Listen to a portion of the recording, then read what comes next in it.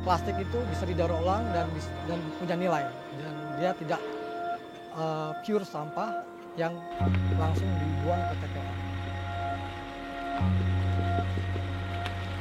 Permasalahan plastik itu bukan sekedar permasalahan dari pemerintah saja atau dari beberapa pihak saja. Ini adalah permasalahan dari semua orang, dan semua orang dibutuhkan untuk ikut campur tangan dan menyelesaikan masalah ini.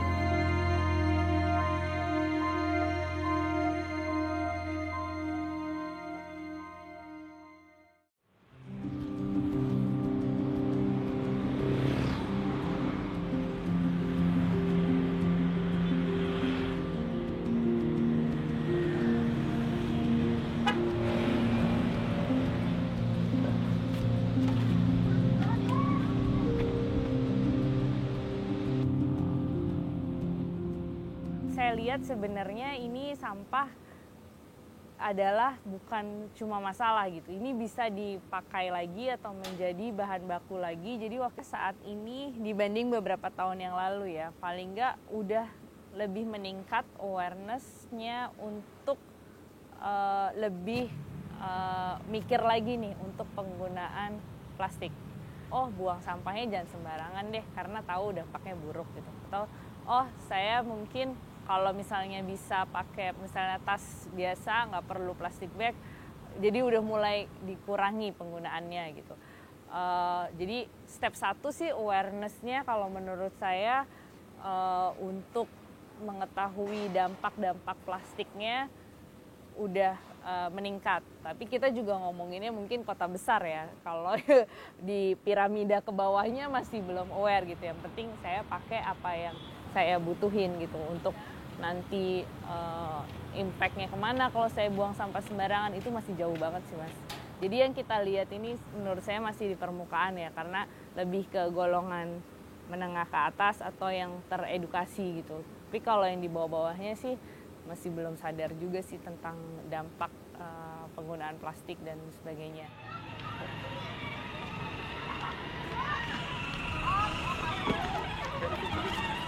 Hal yang wajar ya, karena pemahaman mereka sebelum sampai ke situ. Di sini perlu ada peran pemerintah dan kelompok-kelompok tertentu lah yang bisa mengedukasi warga atau masyarakat agar bahwa plastik itu bisa didaur ulang dan punya nilai, dan dia tidak pure sampah yang langsung dibuang ke TPA.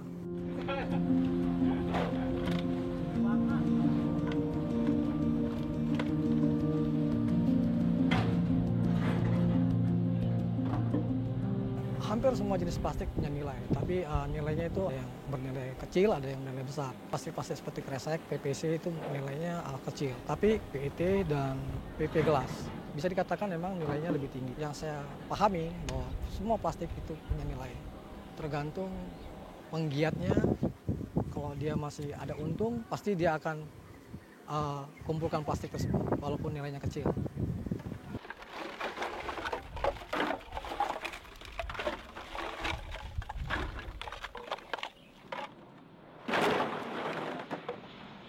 Untuk saat ini sih yang value-nya tinggi, contohnya misalnya plastik botol. Plastik botol, karena juga kalau saya lihat nih, karena itu bisa end to end gitu loh. Permintaan pasarnya sudah tercreate dan itu bukan hanya Indonesia kan, tapi sudah global. Terus rata-rata brand-brand ternama itu mereka sudah, oh ya saya mau pakai nih minimum 25%, minimum 30%. Jadi terus juga dari teknologinya juga sudah mendukung, bisa dibuat jadi beberapa aplikasi dari tekstil, dari kemasan dan lain-lain. Akhirnya dibutuhkan nih permintaan daur ulang plastik botol. Ya, karena permintaannya ada, akhirnya ada yang daur ulang, akhirnya ada yang ngumpulin gitu. Beda halnya dengan misalnya plastik sachet gitu kan. Plastik sachet kita sekarang tuh nyebutnya ya itu value-nya rendah lah gitu, karena harganya murah gitu. Nggak ada yang mau ngumpulin. Ya karena memang juga demand-nya nggak ada gitu Pak. Jadi secara teknologinya masih bingung nih mau bisa dipakai apa lagi nih plastik sachet, karena itu kan terdiri dari beberapa jenis plastik. Demand-nya pasarnya belum terbentuk. Akhirnya juga kita mau daur ulang ya gimana, nggak ada pasarnya. Terus yang mau ngumpulin juga nggak mau ngumpulin karena nggak ada yang beli, nggak ada yang daur ulang gitu. Kita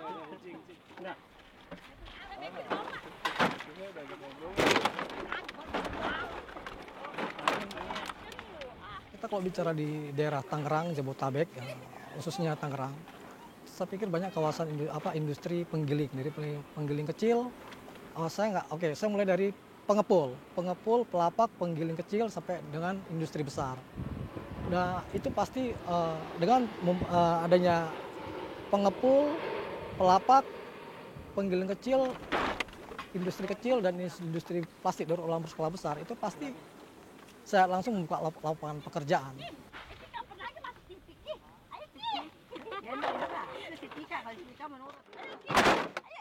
Saat ini kondisi pasar demand-nya sangat tinggi, Mas.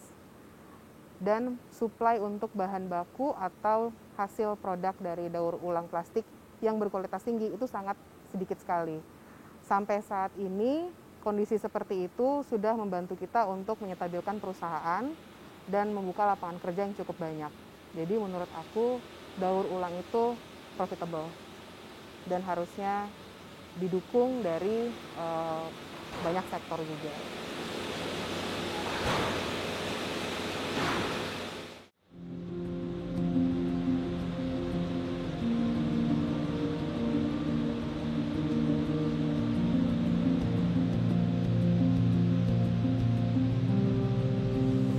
Saya kan sebelumnya juga background-nya di korporat ya, jadi karyawan.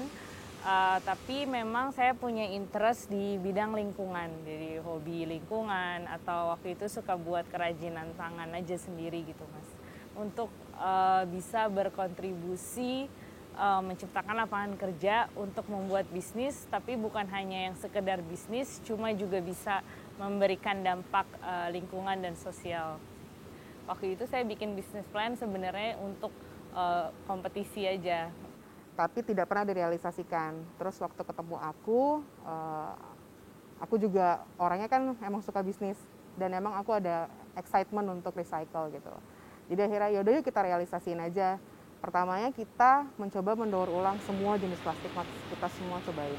Dan ternyata dari segi sustainable dari bisnisnya itu yang lumayan untuk menjadi batu loncatan adalah mendaur ulang botol plastik. Tapi tujuan utama kita adalah untuk mendaur ulang lebih banyak jenis plastik lainnya.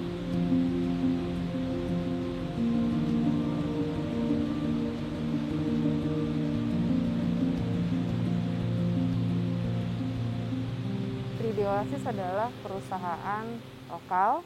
Dalam hal ini misi kami adalah mengubah masalah menjadi opportunity. Yang mana yang kami lakukan adalah mengolah sampah botol plastik menjadi PET flakes yang nantinya tuh akan digunakan sebagai bahan baku untuk produk yang lebih berguna. Contohnya seperti tekstil dan kemasan plastik lainnya.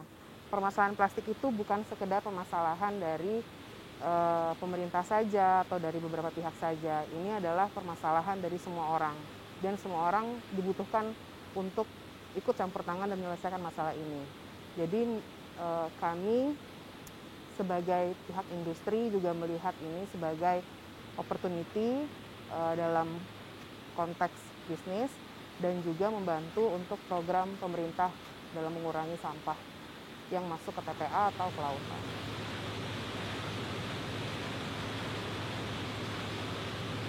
Bisnis plastik harusnya pria bukan wanita. Harusnya sih sama dengan industri yang lainnya, kita sebaiknya tidak mengkotak-kotakan karena ini terbuka untuk semua gender sih menurut saya. Jadi kebetulan aja mungkin lebih banyak di laki-laki, tapi nggak menutup kemungkinan juga sih harusnya ini juga terbuka untuk banyak wanita terjun di bisnis ini.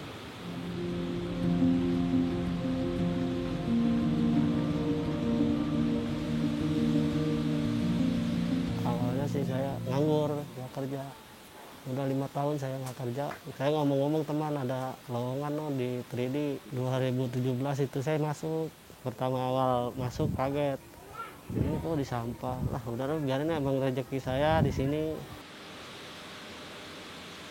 Dari pertama itu saya kerja input manual pakai tangan. Sekarang mah di Doson di pergudangan Doson ini udah maju. ada mesin-mesin udah nggak capek lah ibaratnya. Ya, waktu dulu sih di sini ya di Karawaci cuman ada 50 orang. Itu juga kalau dihitung dari karung penghasilan per karungnya itu kadang karung kecil ukuran 40 kilo, belum karung jumbo. Kalau masalah pabrik sih di sini mah kurang. Kalau di kawasan pergudangan Doson udah stabil bagus.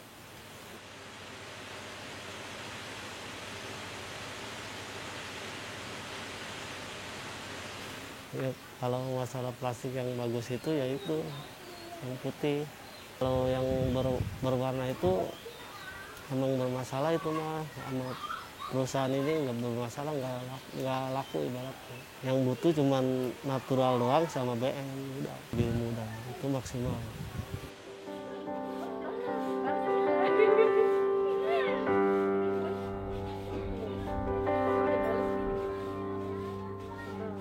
Kalau waktu dulu nggak pernah dikumpulin, Pak, biasa dibuang, nggak dikumpulin. Sekarang udah tahu saya kumpulin, udah menghasilkan uang itu plastik itu. Kalau dilihat-lihat sih nggak ada sih sampah plastik gitu di sini, nggak ada. Paling bekas-bekas ciki. Udah saya bilangin, Pak, kalau buang botol ke karungin aja, ntar saya kumpulin saya jual ke lapak. Oh iya iya, ya udah kalau gitu ntar kumpulin aja, ntar saya yang bawa.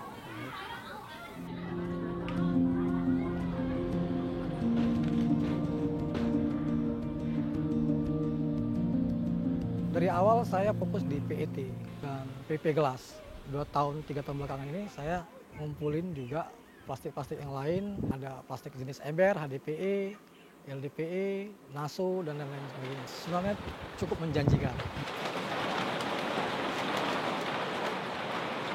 Setiap hari saya untuk PET saya bisa 4 ton. Yang lain-lainnya ya mungkin 1 ton. Seperti PP mungkin 1 ton. Tapi sayangnya kadang-kadang kan masih dipandang sebelah mata aja. Karena mungkin pemahaman mereka tentang industri daur ulang atau barang bekas belum ada. Jadi mereka belum tahu. Kebutuhan plastik itu kan ada di mana-mana, mulai dari alat rumah tangga, peralatan industri juga kebutuhan plastik, otomotif kebutuhan plastik, dan alat nelayan dan lain-lain, alat pertanian juga kebutuhan plastik. Nah ini sangat menjanjikan, belum lagi nanti yang diekspor. Ya, sampah daur ulang itu bijinya diekspor. Otomatis ini jadi bisa menjadi devisa negara. Gimana ya? Pemerintah bisa jadi menganggap ini bahwa tidak seperti industri yang lain yang menguntungkan. Tapi sebenarnya ini lebih menguntungkan. Tapi mungkin hanya pemerintah belum membuka mata saja untuk ini.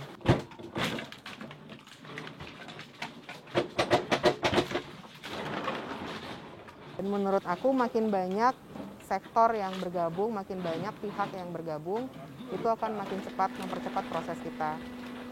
Karena pertumbuhan jumlah sampah dibandingkan dengan pertumbuhan infrastruktur yang udah ada, itu masih belum ketemu.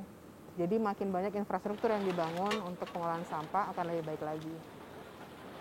Harapannya kita sih seiring dengan pertumbuhan infrastruktur dari pengolahan sampah itu seharusnya sampah plastik tidak sampai ke TPA, tapi langsung bisa disaring dari lingkungan.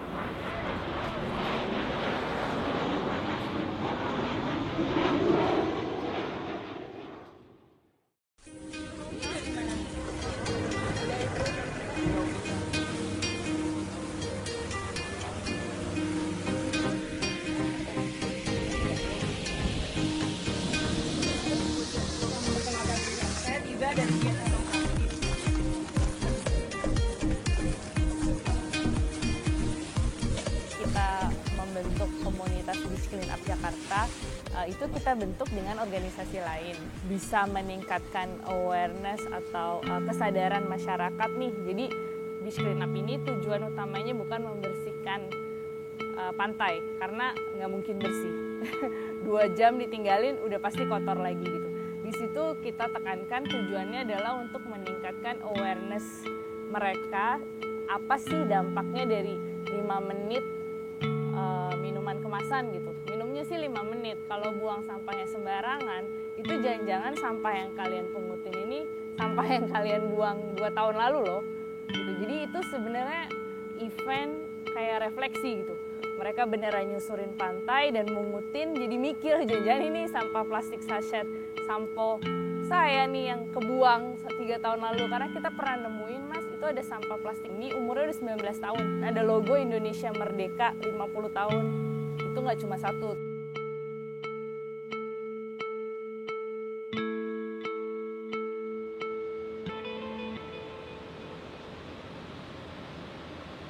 Ini kita diskusi bareng ya tentang kelanjutan dan perbaikan-perbaikan yang perlu kita lakukan untuk selama masa COVID ini. Karena kan seperti kita tahu sebenarnya pengelolaan sampah itu termasuk kegiatan yang penting, esensial.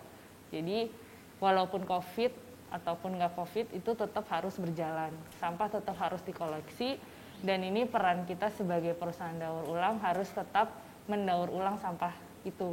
Jadi kita gimana caranya tetap bisa mensupport mitra-mitra kita nih, para pengumpul-pengumpul sampah untuk tetap mendapatkan pendapatan, jadi kita tetap bisa membeli sampah-sampah itu, jadi ekonomi tetap muter nih. Dari adanya COVID ini sebenarnya penggunaan plastik sekali pakai ini justru meningkat. Apa yang bisa kita support? Kemarin kita udah ada meeting bareng mitra dan feedback dari mereka sih oke. Mereka tetap mau berkomitmen untuk bantu 3D untuk supply bahan baku. Mungkin kalau memang bahan baku kita sangat-sangat total kondisi COVID sekarang, untuk penambahan kemikalnya, bahan aditif dan lain-lainnya kita adjust lagi. Boleh sih. Oke. Boleh sih. Untuk menunjang kualitas kita juga. Iya, karena kondisi seperti ini tetap kita jaga kualitas untuk bayar tetap percaya pada 3D. Jadi waktu awal-awal bencana COVID ada, kita juga sempat terhenti sih mas operasionalnya. Karena kita harus mempersiapkan fasilitas kita untuk bisa menyediakan tempat kerja yang aman dari COVID. Dan juga sempat juga kita berhenti karena memang tidak tersedianya material, karena pada saat itu kepanikan yang terjadi itu membuat hampir sebagian besar waste picker kita pulang kampung dan akhirnya supply itu terputus.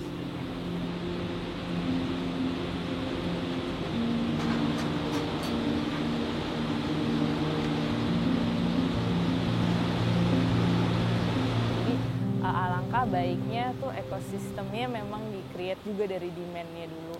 Contohnya misalnya kayak di permintaan di Eropa juga meningkat kan karena juga didukung dari pasarnya itu, misalnya pemerintahnya ada regulasi nih minimum konten daur ulang sekian persen untuk semua kemasan. Akhirnya mau nggak mau kan, oh saya butuh beli nih karena kalau enggak ini nanti melanggar peraturan pemerintah gitu. Jadi pasarnya itu dibentuk kalau itu bedanya dari regulasi gitu kan. Akhirnya membentuk si peningkatan daur ulang tadi gitu, dan akhirnya secara langsung peningkatan pengumpulan sampahnya juga terbentuk. Kalau sekarang sih kita masih tahap pertumbuhan kan ya mas ya, karena kita juga baru ningkatin kapasitas dan sebagainya. Kalau di tahun lalu sih 2018 itu kita sekitar 60 juta plastik botol kita daur ulang. Habis itu kita tumbuh lagi di 2019 sekitar 100 juta plastik botol. Nah ini yang 2020 nih kita lagi kerja keras nih supaya nambah lagi gitu. Jadi impact-nya juga semakin banyak yang bisa dihasilkan. Kedepannya kita konsentrasi di plastik dan kita akan riset terus nih untuk diversifikasi ke jenis plastik lain. Contohnya kita yang plastik paling rendah nilainya kan yang seperti tadi dibilang kan yang sampah plastik sachet kayak gitu kan, paling susah didaur ulang. Nah kemarin kita udah coba bikin si pilot product untuk produk itu. Nah diharapkannya nih mudah-mudahan terus berinovasi, jadi semakin banyak plastik yang bisa kita daur ulang gitu. Jadi mudah-mudahan nggak ada lagi istilahnya value tinggi atau rendah, ya pokoknya selama itu plastik itu pasti masih bernilai dan bisa dipakai lagi.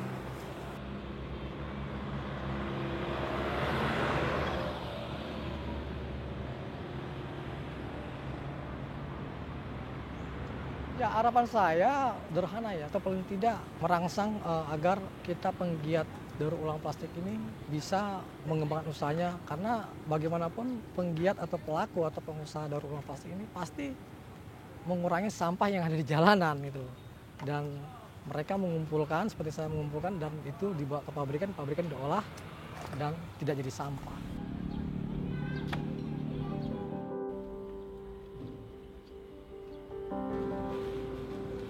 Aku berharap sih masyarakat Indonesia mau bareng-bareng untuk memisahkan sampah organik dan anorganik dari rumah. Dampak dari kita nyatuin sampah organik dan organik itu jadi kontaminasi di sampah plastiknya, sehingga akan lebih sulit untuk mendaur ulangnya. Satu, dia bisa lebih gampang terdegradasi dan kontaminasi dari minyak, warna makanan, pewarna makanan, atau oli, itu akan membuat kesulitan untuk kita untuk daur ulang, jadi high quality recycle plastik.